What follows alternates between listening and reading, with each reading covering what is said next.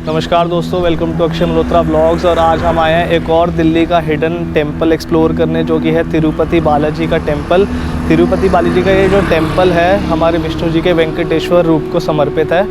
तो nearest metro station आपको राजीव चौक पड़ेगा, या फिर अगर आप मैप से आ रहे हैं तो डायरेक्ट तिरुपति बालाजी टेंपल डाल सकते हैं। वो आपको सीधा इस लोकेशन पे लेके आएगा जहाँ पे टेंपल की स्टार्टिंग है। तो ये टेंपल यहाँ से कुछ ऐसा दिखता है, जैसा कि आप देख सकते हैं, श्री वेंकटेश्वर स्वामी टेंपल तिरुपति बालाजी मंदिर।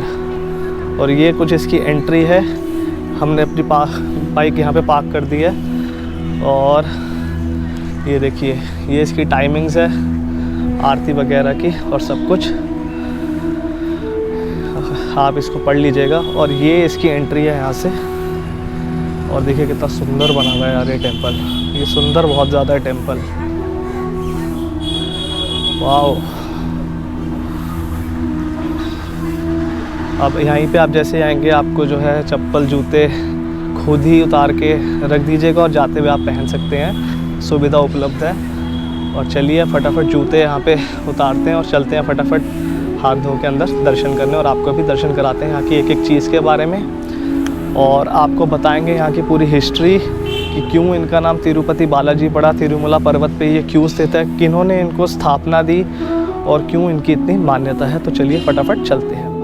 तो ऐसा कुछ बाहर से दिखता है ये टेंपल, बहुत ही ज़्यादा खूबसूरत है। आरती यहाँ पे 6 बजे होती है, तो अभी तो 4 ही बजे हैं। अगर तब तक रुका तो आपको आरती भी दिखाऊंगा। और ये देखिए, ये मुझे लगता है कि यहाँ पे दीपावली के लिए दिए जले होंगे यहाँ पे, और ये डेली जलते हैं। अभी इन पे जो है घी पूरा है। और यहाँ से जो है ये एंट्री है मंदिर की। ये देखिए, ये एंट्री है, यहाँ से स्टार्ट हो रही है। चलिए अंदर चलते हैं, फटाफट देखते हैं।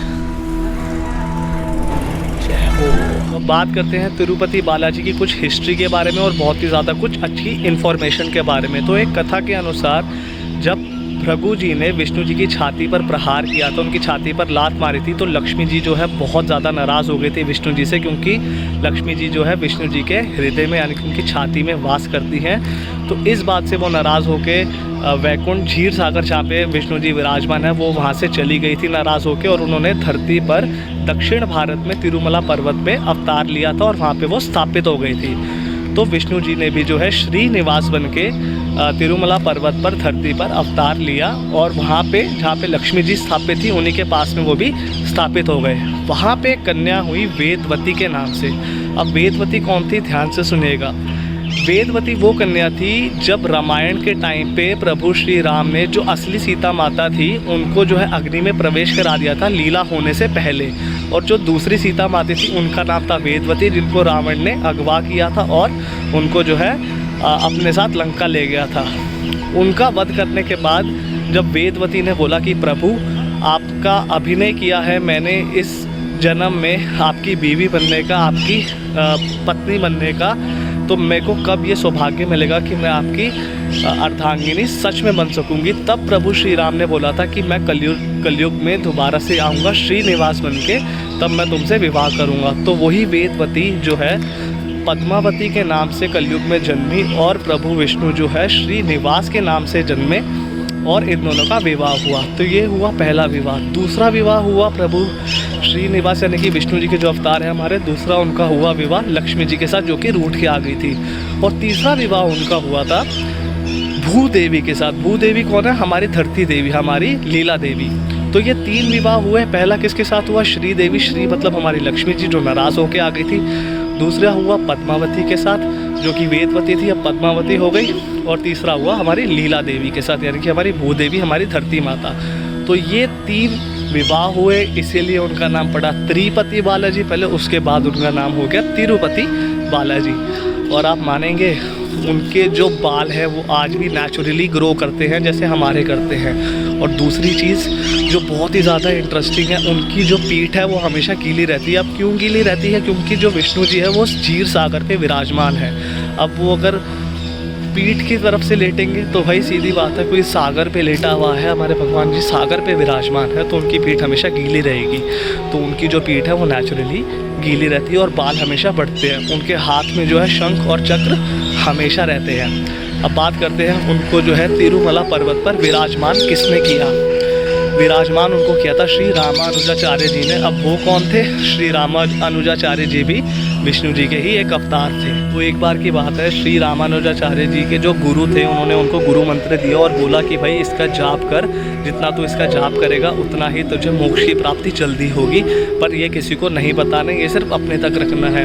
तो जब श्री रामानुजाचार्य जी ने पूछा अपने गुरु से कि ऐसा क्यों गुरुजी, तब उन्होंने बोला कि ये गुरु मंत्र सबको नहीं बताया जाता, इसको बस नाम तप करो, इससे जो है आपको मोक्ष की प्राप्ति होगी। तो अगले दिन ही श्री रामानुजाचार्य जी ने जो है ज़ोर ज़ोर से बोल के वो गुरु मंत्र बोला और 1 लाख लोगों में से 12 लोग जो है उनके गुरु मंत्र से प्रभावित हो गए थे, बहुत ही ज़्यादा। तो जब उनके गुरुजी को पता लगा तो उन्होंने बोला कि भाई तुमने क्यों बताया, कि क्योंकि मैंने तुम्हें मना किया था बताने से। तब उन्होंने बोला कि गुरुजी अगर मेरे बोलने से 12 लोगों का कल्याण होता है तो मैं अकेला नर्क जाने के लिए तैयार हूँ। तब उनके गुरुजी को पता लगा कि ये सच में विष्णु जी का अवतार, उनके चरणों में लेट गए थे उनके गुरुजी। वही श्री रामानुजाचार्य जी हैं महाराज, जिन्होंने जो है तिरुपति बालाजी की स्थापना करी थी तिरुमला पर्वत पर दक्षिण भारत में। तो भाई ये थी यहाँ की वीडियो।